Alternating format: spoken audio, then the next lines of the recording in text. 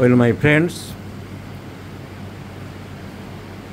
আজ 19শে আগস্ট 2025 আমাদের চেম্বারে যথারীতি আরম্ভ হয়েছে। অনেকগুলো রোগী দেখা হয়ে গেল, কিন্তু এই বাচ্চা মেয়েটির 9 বছর বয়স। ওর নাম দইতা।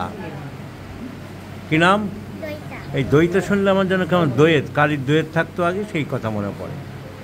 কলম দোয়াত ছিল আগে, এখন তো এইসব শব্দ নেই। ছোটো ছোটো পাত্রে কালি রাখা হতো, তাকে কি বলা হতো জানো? দোয়াত। সে শব্দ উঠে গেছে। তো এই বাচ্চা মেয়ে 9 বছর। কোন জেলায় থাকো? বীরভূম। শান্তিনিকেতন কোন জেলায়? তুমি মান সম্মান ডোবালে, ভিডিও করছি, লক্ষ লক্ষ লোক দেখবে, আর তুমি শান্তিনিকেতন কোন জেলায় জানো না। তোমার জেলায়? বীরভূম জেলায়। সেখানে কে থাকতো?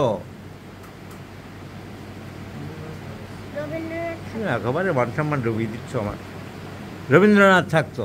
তো বলবে না কেন তোমার এখনও 9 বছর বয়স, তুমি এখনও কেন শেখনি? তো বীরভূম থেকে এসেছে, ওর বাবা নিয়ে এসেছে।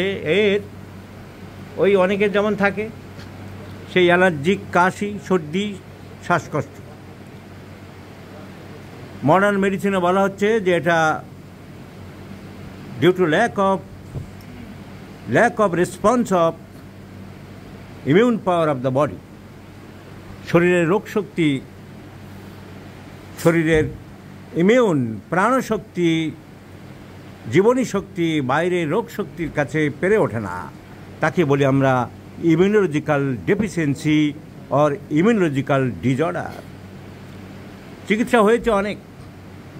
অ্যালোপ্যাথিক ডাক্তারবাবুরা তো বড় বড় পালমোনোলজিস্ট, আজকাল সব বিভিন্ন ব্রাঞ্চের লজিস্ট হয়ে গেছে। ভাগ করতে করতে করতে করতে এখন পেনলজিস্ট, হেয়ারলজিস্ট, এরপরে নেল লজিস্টটা বাকি আছে। বোধহয় সেটাও হয়ে যাবে, যে উনি কিসের স্পেশালিস্ট না নেলের। তা শব্দ বড় বড় লেখা যাচ্ছে পালমোনোলজিস্ট। কোনো পালমোনোলজিস্ট বা মেডিসিনের বিশেষজ্ঞ এই বাচ্চাকে ঠিক করতে পারল না। 5-7 বছর ধরে উনি কোথায় না জানলেন। এগুলো তো মিথ্যা কথা নয়, এগুলো তো প্রমাণ হাতের কাছে আছে। পরীক্ষা আপনারা করে গেছেন, পরীক্ষা করতে তো বারণ নেই। আমি তো বলি আপনাদের খাজনার থেকে বাজনাটা বড্ড বেশি। এর জন্য আবার বুকের পরীক্ষা লাগে নাকি? অ্যালার্জিক ব্যাপার তো বোঝা যাচ্ছে। এই তো দেখিয়েছে doctor Amitabh Sengupta, MD, respiratory medicine, যা বলছিলাম, ওই ওষুধপত্র চলেছে। অনেক পরীক্ষা নিরীক্ষা হয়েছে, অনেক ডায়াগনোসিস সেন্টারে আবার পরীক্ষা, USG, CT scan of chest, কি নয়, এই তো দেখানো হয়েছে। গভর্নমেন্ট হসপিটাল রামপুরহাট চলেছে। তারপরে লোকাল জায়গায় যখন সন্তুষ্ট হতে পারে না, বাচ্চা যখন সুস্থ হয় না, বাবা মা তো তার সন্তানকে ফেলে রাখতে পারে না, চেষ্টা করে। খবর যেখানে শোনে সেখানে দৌড়ায়। এই তো গেলেন Shri Narayani hospital and research centre Bengaluru, সেখানেও দেখানো হলো। সেখানে ভ্যাকসিন ইঞ্জেকশন দিল। কোথায় ভ্যাকসিন দিল? নারায়ণীতে? রামপুরহাটে ভ্যাকসিন দিয়েছে। এই আবার এক্সরে, চেস্ট এক্সরে 2-3 বার দেখানো হয়ে গেল। এই ভ্যাকসিন দিলেন doctor Jayanta Kumar Biswas, DCH child specialist. উনি বললেন ভ্যাকসিন দিতে হবে এগুলো প্রতিরোধ করতে গেলে, ইমিউন পাওয়ার বাড়াতে গেলে। কিন্তু ভ্যাকসিনে কি হলো? ভ্যাকসিনে নৈব চ, এটা একটা শব্দ আছে, বুঝতে পেরেছ? নৈব চ বলো, মানে ঘোড়ার ডিম, কিচ্ছু হলো না। তো এ হলো এই বান্ডিল। আর দেখি কী করব? এই বান্ডিল দেখি আমার কোনো লাভ নেই, কারণ আর ডাক্তারবাবুদের এদের দোষও দেবো না। ওদের যা চিকিৎসা ওরা করেছেন, ওনাদের যা ফর্মুলা করেছেন, কিন্তু রোগী সারেনি। আলটিমেট রেজাল্ট এটা তো বলতে পারবো যে রোগটা সারেনি। আপনারা সারাতে পারেননি, পার্মানেন্ট রিলিফ দিতে পারেননি। তাই আপনাদের এই বস্তা আমি আবার রোগীকে ফেরত দিলাম। রোগীরা বস্তা নিয়ে ঘুরুক, আবার ফেরত যাক। এই তো আরও আছে বস্তা, health and immunisation card, doctor Sandeep Taparia. তাই নিন, এই বস্তা বস্তা কাগজ আপনারা রাখেন। কলকাতার ডাক্তার অপূর্ব ঘোষ দেখেছেন, ওনার তো নাম আছে, ওনাদের যা লাইন ওনারা করেছেন। কিন্তু আমার কথা একটাই, যে আলটিমেটলি আমার বাচ্চা সুস্থ হয়নি। এটা তো অস্বীকার করার কোনো রাস্তা নেই। বাচ্চা সুস্থ হয়নি। আপনারা যতই ফাইল বানান, যতই জিভ বের করা বাচ্চাদের সুন্দর ছবি দিন, আহা কি সুন্দর জিভ বের করে আছে বাচ্চাটা, কিন্তু এই বাচ্চার জিভ বেরিয়ে যাচ্ছে ভুগতে ভুগতে। এই জিভের ছবি দিয়ে ভালোই করেছেন, কারণ আপনাদের চিকিৎসায় জিভ বেরিয়ে যাবে, এই বাচ্চার জিভ বেরিয়ে যাচ্ছে। ও যে কলকাতা থেকে টানতে টানতে এখানে এনেছে। কিন্তু আমার দুঃখটা ওই সব চিকিৎসকদের জন্য নয়, আমার দুঃখটা আমাদের হোমিওপ্যাথিক চিকিৎসকদের জন্য। দুজন হোমিওপ্যাথি, আরও অনেককে দেখিয়েছে, সব কাগজ ওনার কাছে নেই, দুজনের কাগজ পাওয়া গেল। এখন প্রেসক্রিপশান তো দেওয়া হয় বাইরে ছাড়ার জন্যে, সেটা দেখানো কোনো অপরাধ নয়। প্রেসক্রিপশান দিয়েছে তো 10 জন দেখতে, তো ওপেন ব্যাপার, তো লুকোচুরির ব্যাপার নেই। এই তো ডক্টর এসপি সিনহা বলে একজন দিয়েছেন, বারডন ইউনিভার্সিটি থেকে BHMS পাস, সেই মশলামুড়ি, সেই মশলামুড়ি। এখানে 4টে ওষুধ, এখানে 4টে ওষুধ। হোমিওপ্যাথিতে এক সময়ে একটি মাত্র ঔষধ দেওয়ার নিয়ম। কিন্তু এই সিনহা সাহেব কী করলেন, আপনার মেয়েকে মশলা মুড়ি, মানে কৌটার মধ্যে মশলা দিয়ে মুড়ি বানায়, এরকম গোল একখানা ঝুড়ি নিয়ে গলায় ঘরে দেখেন না ট্রেনের মধ্যে, চারিদিকে কৌটো দেওয়া থাকে, এই কৌটো থেকে একটু, ওই কৌটো থেকে একটু, ওই কৌটো থেকে একটু নিয়ে ঢাকনাটা লাগিয়ে টাকার টাকার টাকার টাকার করে নাড়ায়, তারপরে কাগজে ঢেলে দিয়ে দেয়। এরা হচ্ছে সেই মশলা মুড়ি ডাক্তার। এরা ডাক্তার নয়, এরা মশলা মুড়ির মোক্তার বলবো আমি। এই চালিয়ে গেছে দেখুন, 4টে 5টা 6টা করে, আর আপনাদের সময় নষ্ট হয়েছে, আপনাদের অর্থ নষ্ট হয়েছে, আপনার বাচ্চার বা আপনাদের স্বাস্থ্য নষ্ট হয়েছে, আর কাজের কাজ কিচ্ছু হয়নি। তো এই মশলা মুড়ি আপনারা বোঝেন না, জানেন না, এই মশলা মুড়ি চালিয়ে গেলেন ইনি বহুত দিন, 5টা 6টা করে মশলা মুড়ি চালিয়ে গেলেন। আমি আপনাকে দেখাবো, একটাই ওষুধ দিচ্ছি এবং কেন দিচ্ছি সেটাও বোঝাবো। এখন এই মশলা মুড়ি রাখবেন কি গঙ্গার জলে ভাসাবেন, আপনাকে ফেরত দিলাম। এরপরে আরেকটা মশলা মুড়ির খপ্পরে উনি পড়লেন, তার নাম সজল ভট্টাচার্য, তিনিও BHMS বারডন ইউনিভার্সিটি থেকে। কিন্তু আমার দুঃখ এটাই, আমি তো হোমিওপ্যাথি শেখাচ্ছি 5 বছর 10 বছর ধরে। তোমরা বলতে পারো যে আমার কলেজে ঠিক মতন পড়া হয়নি, আমরা ঠিক মতন ভালো স্যার পাইনি, আমরা ঠিক মতন গাইড পাইনি, কিন্তু আমি তো গাইড করে যাচ্ছি। আমি তো প্রায় 5-7 বছর ধরে হোমিওপ্যাথি শিখিয়ে চলেছি, ফেসবুকে বলছি, ইউটিউবে ভিডিও দিচ্ছি, আমি কোচিং করাচ্ছি, আমি সেমিনারে যাচ্ছি। কিন্তু তোমাদের শেখার ইচ্ছা নেই, তোমাদের সে মন নেই, তোমাদের সে আন্তরিকতা নেই। তোমরা আসলে ডাক্তার হতে চাও না, তোমরা মোক্তার হয়েই সন্তুষ্ট, আর এই চিটিংবাজি করেই সন্তুষ্ট। এই তো দিচ্ছে হেগলালাবা 30, সাইডিশিয়া 200, সরিনাম 200, ইয়ারবাসান্ত মাদার। কি সুন্দর প্রেসক্রিপশান সজলবাবু আপনি করেছেন। আপনি বারডন হোমিওপ্যাথিক মেডিকেল কলেজ থেকে পাশ করেছেন বললেন, আপনি বারডন হোমিওপ্যাথিক মেডিকেল কলেজের একটা কলঙ্ক ছাড়া আর কিছুই না। আবার দিচ্ছেন এরকম 4টে 5টা করে ওষুধ মিশিয়ে রোগীকে। হ্যাঁ, এগুলো কি চিকিৎসা বলে? এগুলোকে চিকিৎসা? হ্যাঁ, potassium 200, স্পন্দিয়া 200, ipecac 200, aralia রেসিমোসা 3X, psorinum 200, স্পন্দিয়া 200, ipecac 200। তো এইসব ডাক্তারবাবুদের সম্বন্ধে আমি আর কি বলবো, শুধু আপনাদেরকে বলে রাখি, এরা ডাক্তার নয়, এরা ডাক্তার নামের কলঙ্ক। এবং এই ডাক্তারদের থেকে আপনি সমাজ দূরে থাকবেন, এদের কাছে আর ফার্দার কোনো দিন যাবেন না, ক্ষতি ছাড়া আপনার উপকার কিচ্ছু হবে না। এই বাচ্চার লাগবে সিম্পল একটা মাত্র ওষুধ, অ্যান্ড দ্যাট ইজ ক্যালকেরিয়াকার। এবং 2খানা প্রেসক্রিপশান দেখালাম, তারা কেউ ক্যালকেরিয়াকার প্রেসক্রিপশান করলো না। একটা সাধারণ হোমিওপ্যাথিক ম্যাথমেটিকা বই পড়েনি, সাধারণ হোমিওপ্যাথিক কোনো জ্ঞান নেই। এই তো আমার কাছে যেসব দুনিয়ার ডাক্তাররা আসে শেখার জন্য, এই দেখুন ক্যালকেরিয়াকার লিখে রেখেছে, এই যে ক্যালকেরিয়াকার। থ্যাংক ইউ ডক্টর বিভাস, তোমার prescription 100% correct, I do agree with your prescription. আমার কাছে যারা শিখছে তারা যথেষ্ট ক্লাসিক্যাল হোমিওপ্যাথি শিখতে পারছে। কিন্তু এরা এরা কী করেছে? হোমিওপ্যাথির কলঙ্ক এরা। এদেরকে বাস্টার্ড বলেছে ডক্টর বিডোয়েল, বলছে they are the bastard homoeopaths, they do not know anything about homeopathy.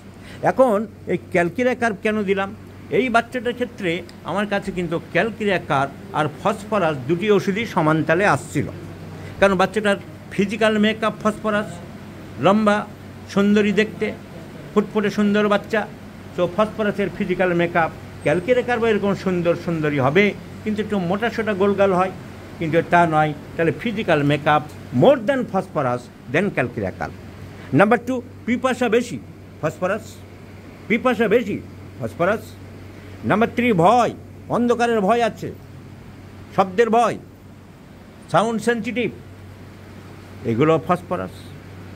Cold drinks খেতে ভালোবাসে, ফসফরাস, তো অনেক সিমটমই আমি ফসফরাস পেলাম এবং রেসপিরেটরি সিস্টেমের উপরে ফসফরাসের কাজ আছে। সুতরাং ফসফরাসটা আমি অনেক সময় নিলাম যে ফসফরাসের তো অনেক সিমটম আছে। কোল্ড ড্রিঙ্কস খেতে ভালোবাসো, আইসক্রিম খেতে ভালোবাসো, রাত্রিবেলা ঘুমের পরে বাড়ে ফসফরাস, রেসপিরেটরি সিস্টেমের উপরে কাজ ফসফরাস, নার্ভাস, অন্ধকারের ভয় ফসফরাস, সব ফসফরাস ছিল। কিন্তু তবু আমরা ফসফরাসকে হাতে রাখলাম, হয়তো লাগলেও লাগতে পারে যদি প্রয়োজন মনে করি। আমাদের ফার্স্ট প্রেসক্রিপশন যদি ফেল করে তাহলে আমাদের সেকেন্ড প্রেসক্রিপশনের জন্য আমরা হাতে রাখলাম। আমরা একসাথে ক্যালকিরাকার আর ফসফরাস মশলা মুড়িওয়ালাদের মতন, ওই যাদের প্রেসক্রিপশান দেখালাম ওদের মতন একসাথে একই কৌটোয় ভরে ঢাকনা লাগিয়ে টাকডুমাডুম করে মিক্সচার বানাতে পারবো না। তাহলে আমি ক্যালকিরাকার ফসফরাস বাদ দিয়ে কেন দিলাম? এত সিমটম থাকতেও তার কারণ সর্দি কাশি ওর প্রায় লেগে থাকছে, সর্দি আরম্ভ হয়ে তারপরে কাশিটা আসছে। তো tendency to catches cold very easily, যেটা ফসফরাসের থেকেও ক্যালকিরাকার বেশি ইম্পর্টেন্ট।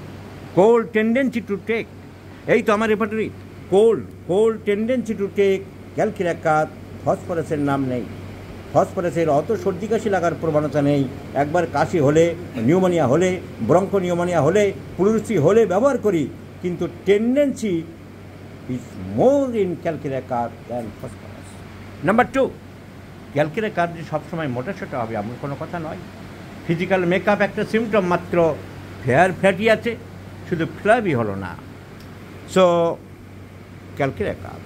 নার্ভাস, খুব ভীত সন্ত্রস্ত নার্ভাস, কোথাও যাওয়ার আগে খুব নার্ভাস হয়ে পড়ে।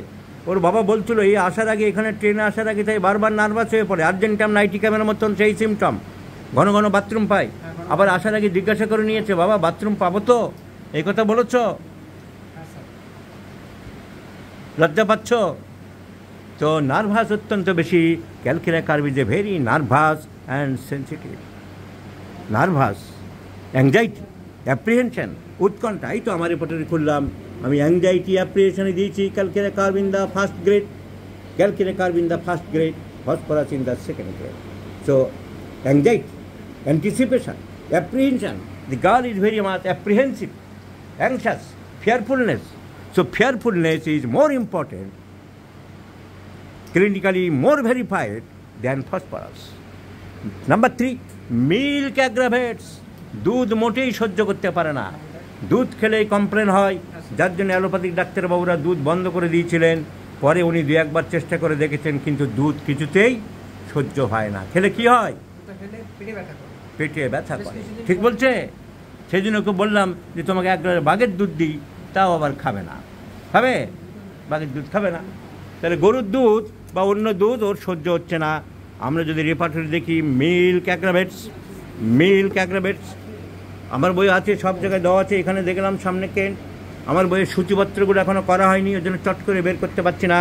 কেন জেনাইটিস, milk aggravates, calcarea carb is in the first grade. আমরা সবাই জানি calcarea carb, milk aggravates, nitric acid, milk aggravates, natrum carb, milk aggravates, sulphur, milk aggravates. So milk, দুধ সহ্য করতে পারে না calcarea carb. Fair complexion, calcarea carb. Nervous, anxious, fearfulness, calcarea carb. And desire for meat, মাংস খেতে ভালোবাসে, a symptom of calcarea carb. Desire for meat, calcarea carb. কাশি, cough রাত্রিবেলা বাড়ে, calcarea carb. Anxiety, great anxiety, dread as soon as evening কাম, সন্ধে হলেই, রাত হলেই, অন্ধকার হলেই অ্যাংজাইটি, ভয়, আতঙ্ক বাড়ে, calcarea carb. So calcarea carb covering the anxiety, calciracar, cold in general aggravates and cold tendency to take calciracar. So calciracar is the choice of medicine. ওই মশলা মুড়ির দল, জেনে নাও, শিখে নাও, শিখতে লজ্জা নেই। কিছু জানো না, শেখার চেষ্টা করো। হোমিওপ্যাথিতে তোমার হয়তো মান সম্মান ডুববে, তুমি রোগী সারাতে পারো না, তোমার রোগী বীরভূম থেকে কলকাতায় চলে আসছে, কিন্তু আলটিমেটলি তুমি হোমিওপ্যাথির লজ্জা, তুমি হোমিওপ্যাথির কলঙ্ক, তুমি হোমিওপ্যাথির একটা অপদার্থ জীব হিসাবে ইতিহাসের পাতায় রয়ে যাবে। ফিয়ারফুলনেস, ভয়, calcarea carb in the first. Fearfulness, ভয়, ভীত, সন্ত্রস্ত, calcarea carb a very very important medicine. So this guard requires calcarea carb, my friend, and not মশলামরি। ওহে মশলামরির দল, ওহে প্রোটোকল কোম্পানি, ওহে মল্লিক মেথড, ওহে শ্যামলের 12 মেথড, জেনে রাখো রোগ সারবে একটা মাত্র ওষুধে। when the symptom similarity will appear from the Mathematica book and the patient এবং ম্যাথমেটিকার বইয়ের যখন করেসপন্ডিং হবে, সিমিলারিটি থাকবে, একটা ওষুধেই রোগ সারবে। আপনার ওয়াইফকে, তোমাদের ওয়াইফকে খুঁজতে, মাকে খুঁজতে 50 জন মহিলাকে তুমি ঘরে ঢুকাও না, তখন একটা চিনতে পারো। আর হোমিওপ্যাথিক ওষুধ দেওয়ার বেলায় 50টা লাগছে তোমার। তোমাদের তাই তো বাস্টার বলেছে ডক্টর বিডওয়েল, পরিষ্কার বলেছেন doctor Bidwell, in the age of therapeutic nihilism, when so many bastards are being fostering as a homeopathic, its survival will come only through comprehensive study of organon. তাহলে আমরা fulfil করতে পারবো হ্যানিম্যানের the প্রথম paragraph, the physician's high and only mission is to restore the sick to health to cure. তবেই আমরা বলতে পারবো হ্যানিম্যানের সেই বাণী, homeopathy is the divine art of healing gifted by the gracious God to the suffering humanity.